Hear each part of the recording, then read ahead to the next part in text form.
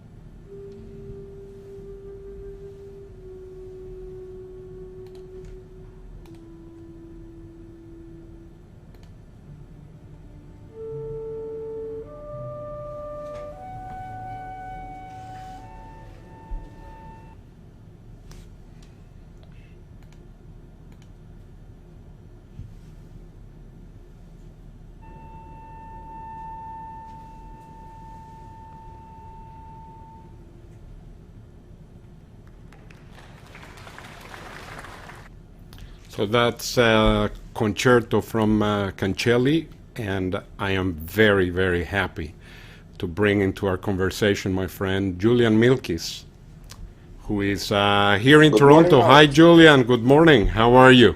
Good morning. How are you? I'm doing great. We're having a little bit of a problem. That's the beauty of live TV, I guess. Actually, with Cancelli's music, it wasn't that noticeable. Many silences there, so it's okay. It's okay. How are you, Julian? I'm good. I mean, considering the circumstances, we're all trying. Yep. But it's starting to open up in Toronto here. Last time I saw you, and there's not a mistake on the screen. We're both in Toronto, but we're isolated from each other. So hopefully Yes. next time we'll be together. Last time I saw you, it was not on the best of circumstances. Your father passed away. Yeah. We were all very sorry about that. At the funeral, when I saw you, a lot of his friends from the Toronto Symphony Orchestra. Your dad, of course, a fantastic violinist, and your mom, a tremendous pianist. So tell us a little bit how is it that you play the clarinet? Well, I mentioned it many times, but it was a form of a punishment because I started as a pianist when I was 5. Not as a pianist, I was learning piano, and it was first a small disaster and then a major disaster. because I didn't want to practice. So with just being talented is nothing, Hmm. especially at an early age. You need to play scales and etudes and just put in the hours, which I did not do. So at 11, they switched me to clarinet, which is, especially in the beginning, much easier. And you don't have to work that much. And the repertoire, of course, is way smaller. And till, I mean, later on, you have to work a lot. And I did my share. Believe me, I paid my dues. You know, practice hours and hours every day for a long time. So You have to that's, practice all the time, right? That's the way to yeah, Carnegie Hall. it's something that's unavoidable. At least I don't know anybody. Maybe one person that can play great without practicing, but the rest of us, yeah. Well, speaking, for myself, I need to practice. But like, that was when you were a child. Now you must be practicing constantly, like any concert musician. You got Uh, to practice well, now. I need to like right now. It's been 3 months since I played my last concert, but you have to be constantly in shape. For me, I work a lot on my sound all the time and on breathing. This is like everyday thing. It's like taking a shower every day. But for a while, I went for about a month without touching my instrument because You it was just so depressing, and you don't know what you're practicing for. So I substituted that with watching a lot of movies that I wanted to see for years, and I never had a chance. Mhm. And reading a lot and catching up on just conversing with friends, and not, our life is like you hurry from one airport to another and from the hotel to concert hall, and it's not fun. Playing part is great. Actually, I like hotels, but if it's a every time we everyday try to thing, be in touch, you're somewhere else. You're being for somebody who doesn't like to travel. You travel no, no, everywhere.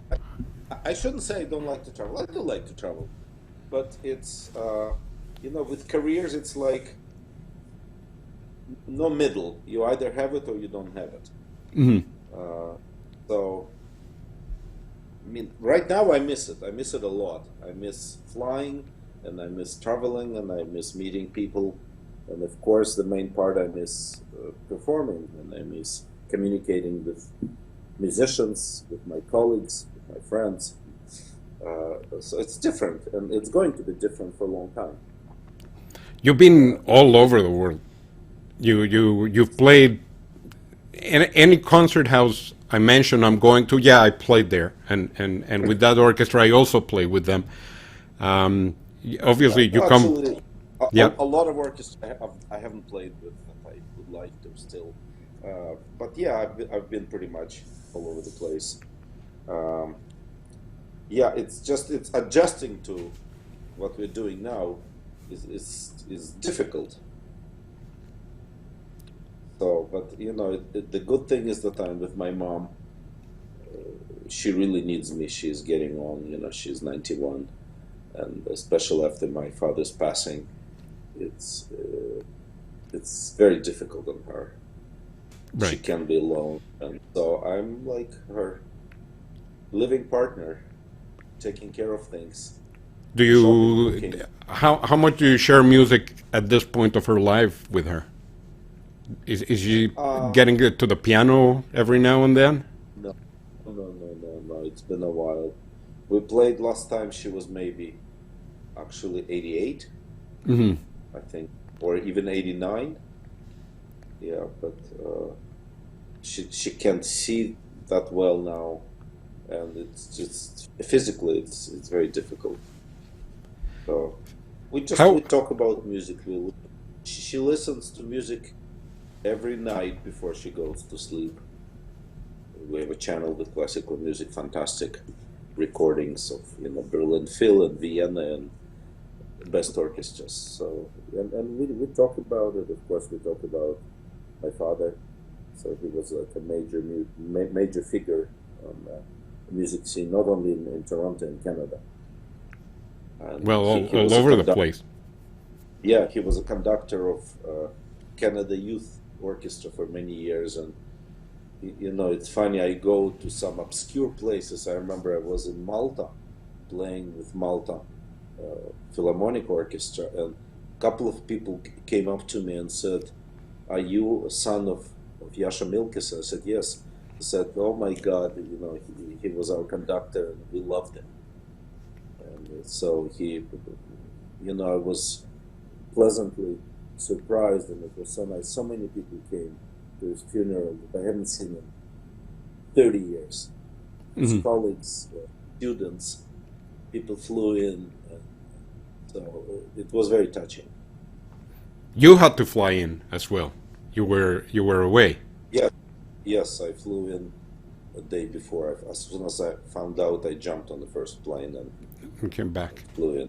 Yeah, Yeah, it was touching to see, musicians that I know from the Toronto Symphony, musicians that I don't yeah, know from the Toronto Symphony, all showing up. Very, very touching. They all had beautiful words to talk yeah. about your dad. So tell me, when you were growing up where were you born first? Well, I was born in Odessa, but I never lived there. You know, I was there for 6 weeks of my life, and then I'm from Leningrad, from St. Petersburg, and I absolutely love and adore the city. So that piece that we saw from Cancelli, you played there in St. Petersburg. Yeah, it's in St. Petersburg Philharmonic, one of the most glorious halls, you know, anywhere, acoustically, and just to look at it, it's so beautiful. It is a beautiful hall. The sound is fantastic. And, The and piece is great.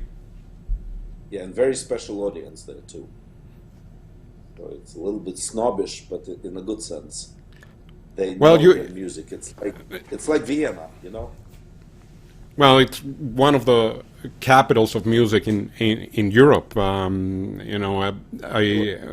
one of my conversations last year with Gianandrea Noceda, he really treasures his time in Russia. That's where he got a lot of obviously the Russian repertoire. He speaks Russian fluently, and he always speaks Hmm. about his experience in St. Petersburg and in Moscow.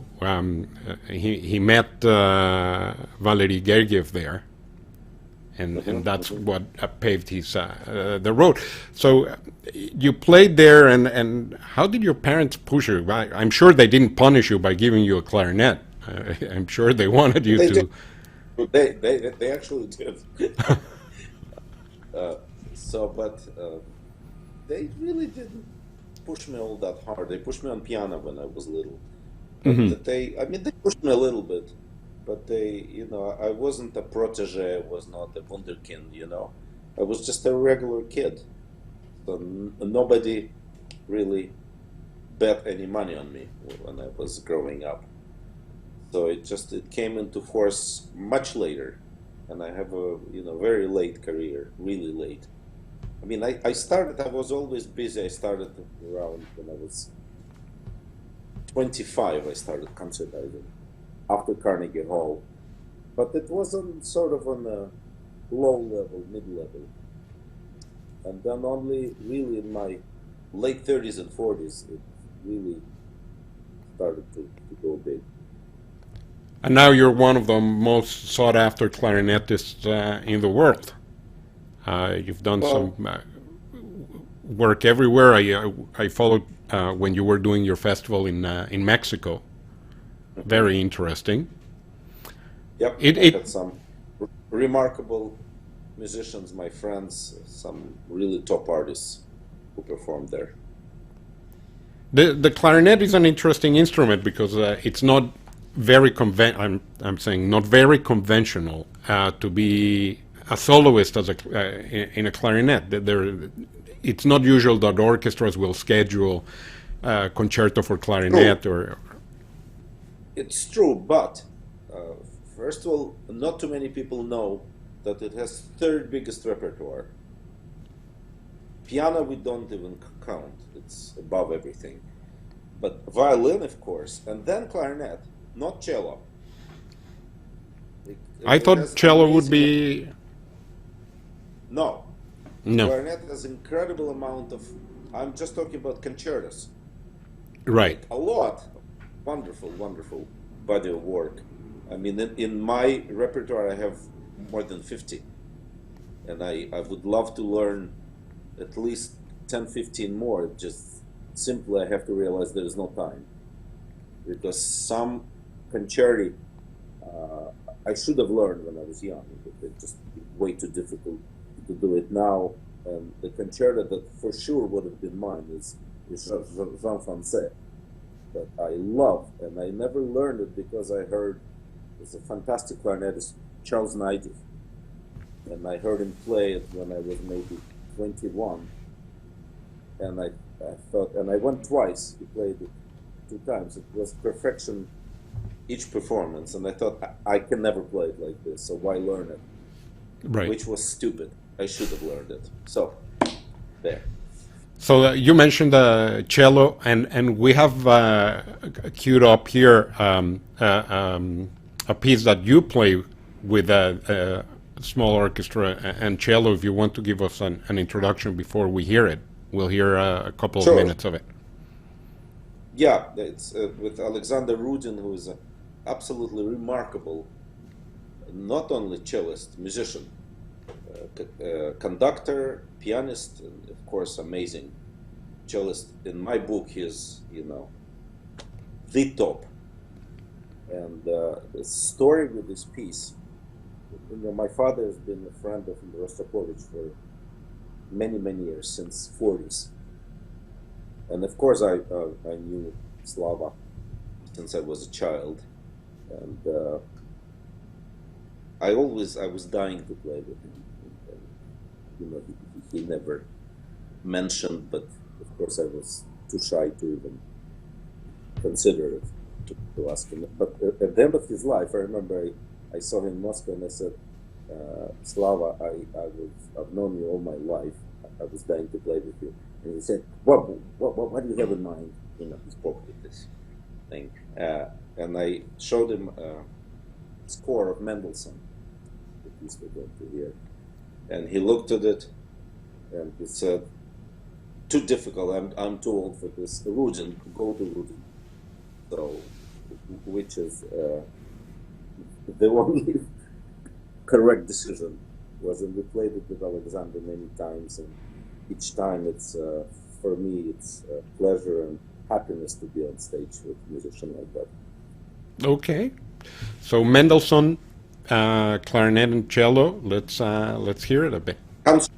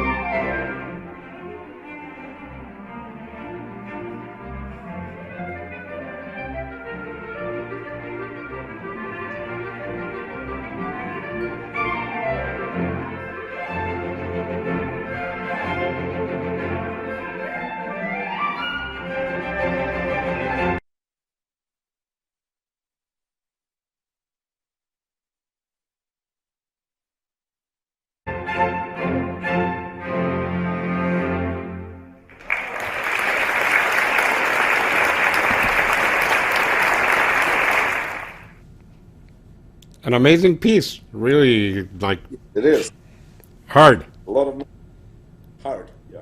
Yeah. Where was this, Julian? This is at in Moscow in Philharmonia. It's called Philharmonia 2, and it's with Alexander's fantastic chamber orchestra, Musica Viva. We were supposed to play together in April in the new Zaryadye Hall there, Weinberg and Mansourian, and of course it's cancelled.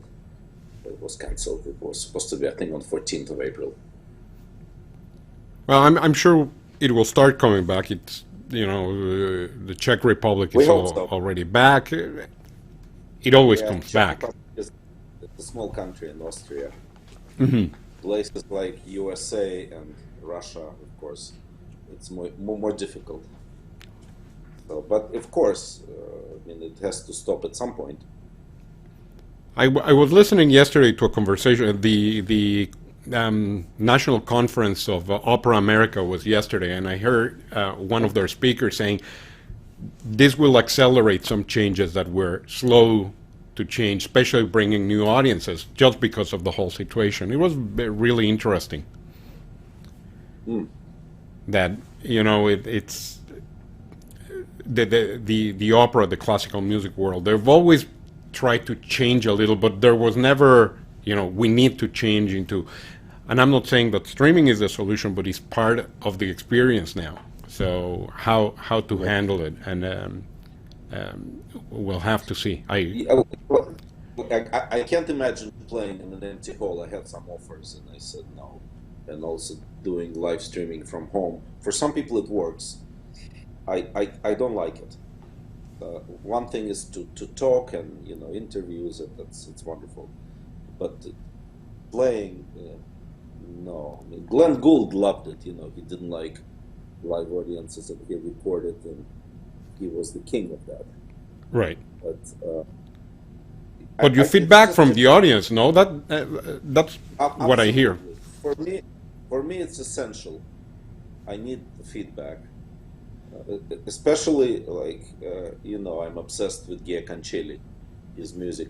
I can't imagine playing his music without audience, because a big part of that music is tears in the audience. It happens all the time, and to play for the screen and a microphone, it wouldn't do it. For me, it doesn't cut it. So You need the feedback from the audience. yeah, you need the emotion, the eyes, the air. It's different. So, Julian, one question that I always ask everybody, including conductors, who do you play for? Do you play for you? Do you play for the audience? Do you play for the composer? Who are you trying to Good please when question. you're playing? Nobody ever asked me a question like that. The first reaction, I should say, I play for me, for myself, but this is wrong. No. Yeah. Yeah, for audience, of course. Is that like But you? Is that the most important thing? Some conductors have always told me, some and not all of them. They tell me yeah, they want to be 100% true to the composer, that they're held absolutely, responsible.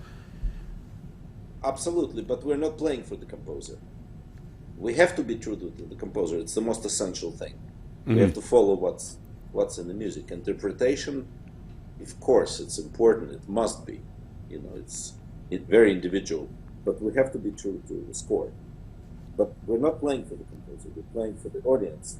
You know, they come, they buy tickets, they pay to enjoy music, to see, you know, performers that they like and music that they love. So yes, we do play for the audience, but you know,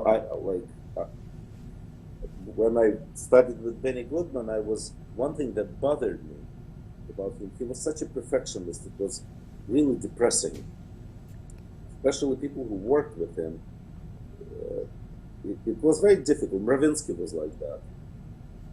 Like, if one note was out of place, for Benny Goodman, it was a disaster. I mean, he would be depressed for days if he missed one note in concert. And I never liked that.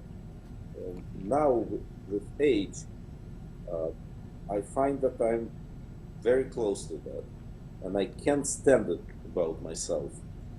But that's the way it is. And, you know, I'm such a perfectionist. If I miss a note, and I do miss notes, of course, but then I can't sleep. You know, it bothers the hell out of me. So it's not an easy life. No, you always strive for perfection, I suppose, as a musician. Yes. But perfection is also a huge problem. No, that it would stop you from playing something that you want to play, and you say, "I'm not ready," and then you're never ready to play it. Yeah, yeah. But I mean, I can count on my fingers, you know, the times that I was happy, really happy, 100% happy with the performance. I mean, in so many years of performing and so many, I mean, thousands of concerts, very few that I was really satisfied. And you know, it's not a nice feeling. I would like to change that. I don't know how. Has there been a place or an orchestra that you want to play and you've never had the opportunity of doing it? Oh, Or many. a piece of music that you want to play and it just hasn't happened? Uh, no piece of music that I pretty much played everything I wanted to. Some But join. pieces I play more, but orchestra, they, of course, there are many. Like, of course, Vienna is a dream, or Berlin, of course. Concertgebouw, these are orchestras I never played with. Uh, but when I played Concelli with St. Petersburg Philharmonic, the sound they produced, it was, I mean, I had shivers at my back. The pianissima, it's just unbelievable. It's Must be. unplayable. You know, like the cello section and basses, and I mean, the entire orchestra is just incredible. So, going back to the clarinet, I want. There's always questions, you know.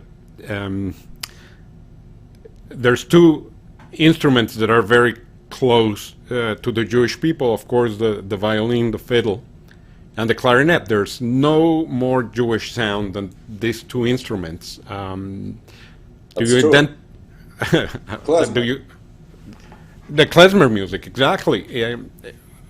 Does that influence a little bit what you do in general? No, Not no, at all. it doesn't. You can No, go from no, klezmer to no. classical back and forth, no problem. Well, I, first of all, I don't do klezmer. Hmm. Even though I played for 3 years in a fantastic Yiddish theater in New York, Volksbühne. It's the theater that did Fiddler on the Roof Yiddish, and it went through the roof. It's so popular now. And there were some terrific actors there. And when Barbara Streisand was doing Yentl, the film, she came to our theater to choose some actors. And all the plays that we did were wonderful. And of course, that was klezmer playing. So, but for me, it's not really natural. I mean, I can play it, and I like it. I like it a lot. But you know, I was involved for a while with a Yiddish Glory project, and that was not entirely klezmer, but a little bit klezmer, because all Jewish music is not klezmer. But You did It's just a Yiddish concert last year here in Toronto, no? yes. I think you were there, right? At the Kerner Um, Hall. yeah, Kerner Hall, exactly. Yeah, yeah, yeah, yeah, yeah. And it's a big body of music, like Weinberg, who is, of course, classical genius, great composer. His music is Jewish, major part, very influenced, but it's not klezmer. It's Jewish No, but music. it was a Jewish music festival, right? Yeah, the flavors. I mean, even in Shostakovich music, there's some Jewish flavors there in the trio and some symphonies. So So tell me how. Well, you were a student with Benny Goodman. You spent time with him. You're quite a specialist on his life. Um, he took jazz music to basically to Russia. yes, he did. It was the first jazz group, first jazz ever to be brought from the West in 1962, and they started with absolutely the best.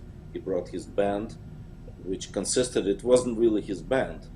He just got together the best jazz musicians in USA, and it was, of course, a tremendous success. They went for maybe a month, and yeah, and he always asked me about live in Soviet Union and Leningrad, because his parents were from outside of Kiev. So he came to Russia and he found out that a lot of jazz musicians were Jewish there. And suddenly, the only language they could communicate in was Yiddish. And he didn't really speak it in New York, in US. So, and it came back. So, and he was very interested in life there, asked me a lot of questions always. And there's a documentary that you did a year or a couple of years ago on Benny Goodman. Yeah, about his trip in 1962. Yeah. Okay, And in August, if it works, I'm supposed to go to Los Angeles. His daughter, Rachel, is finally writing a book about her father. Actually, it's about their relationship, which wasn't smooth. She said it took her like 30, 40 years of going to psychiatrist because she was a pianist and he was so difficult to work with. And if he played not even a wrong note, but a note that she didn't like, he would give you this look. It was called a ray among musicians that you just simply wanted to die. And she experienced that every time, every rehearsal. And she quit piano, she quit music, she became a professor of literature. And it took her years to decide to write about her father. And she said there'll be like three movements in that book. Hers is negative with Benny. Her sister is sort of neutral because she wasn't a musician and he was a difficult guy. He was like in a world of his own. And then my part will be positive because I have nothing but positive things to say about him, of his influence on me, and just the tremendous effect he had on music and, of course, on clarinet. Any clarinet, classical or jazz. I mean, we're not going to discuss how he was as a classical clarinetist. It doesn't matter. But the majority of works, great clarinet works of 20th century, were composed for him. So, like Copland and Bartok, and first performed like Poulenc Sonata with Bernstein. And I mean, he was just a tremendous influence on generations of musicians and composers. We should talk more about Benny Goodman in another conversation. Maybe we should watch the documentary and talk about it. Very, very interesting. As with all artists, I suppose, life is not as simple as it shows. It's not.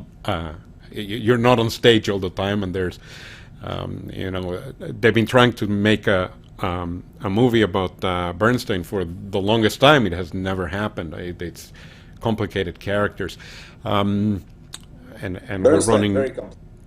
Lucky I played with him once. I will You never did? forget it. He conducted Juilliard Orchestra and it was marvelous for me. And yeah, What a fantastic man, no? What a personality.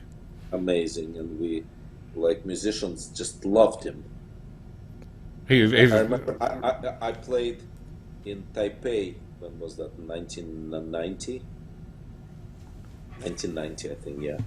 And during the reception, the manager came out and said, Lenny Bernstein died, and everybody just started crying because we loved him.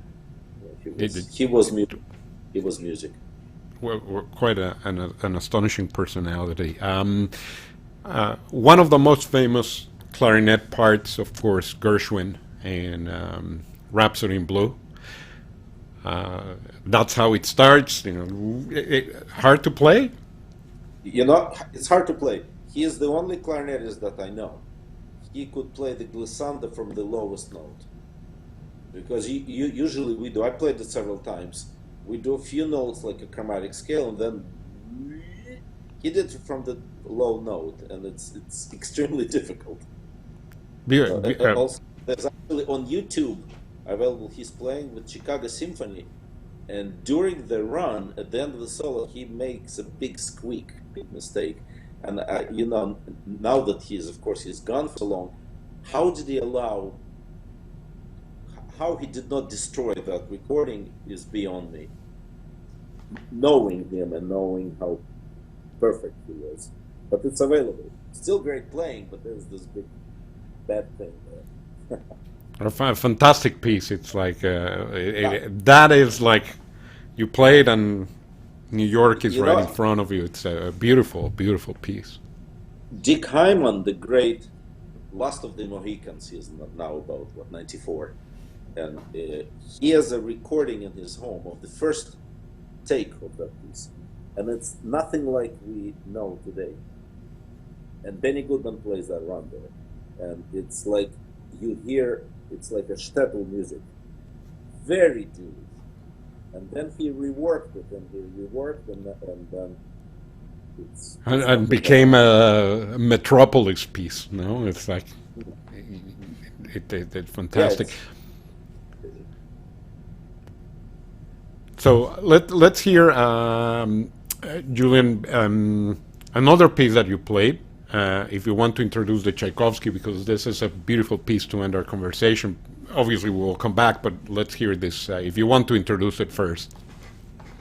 Well, it's from a set of Tchaikovsky that was arranged for me, children's album, and it's the famous Neapolitan dance. It's one of his most famous melodies. So here we go with Tchaikovsky and the Neapolitan dance.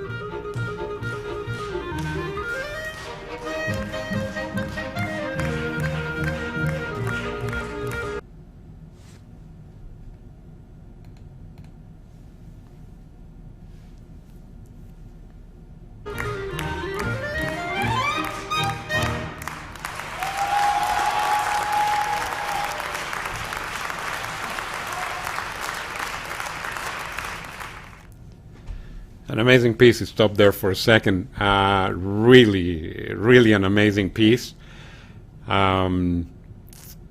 Even you see the cellist there behind you. They're all smiling as they're playing it, and the and the audience starts clapping. Does it ever bother you when the audience claps if they are interrupting? No, I mean, if it's a natural reaction, I mean, if they clapped in Mozart's second movement or in Cancelli, I would be upset.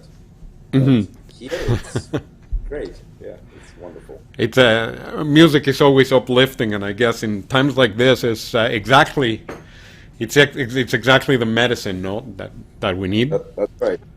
A little bit of a. Also, that concert was in Hermitage. It's in a magnificent theater there. So wonderful. You know, I've never been to Russia. Well, Alex, I hope, and I'm sure we will do some projects together when it's all over. Yeah, we should go there, and we've known each other for so many years.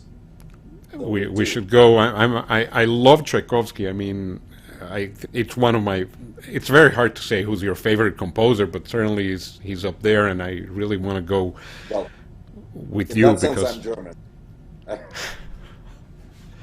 Yeah, there's the obvious. You know, everybody loves Brahms and Beethoven, Bach. Oh, I mean the three Bs, obviously. You know, I went with Christian Jarvi to the church in Leipzig, where Bach made exactly, and he made most of his work. They're not sure if he's there. I don't think it's that important. It doesn't matter. It's a sacred place for every musician. Just yeah. You know, Leipzig in general, Mendelssohn lived there. I had, when I was there, it's not even that I had tears. I was just shocked. You know, you're speechless when you go there and see Bach there. You know.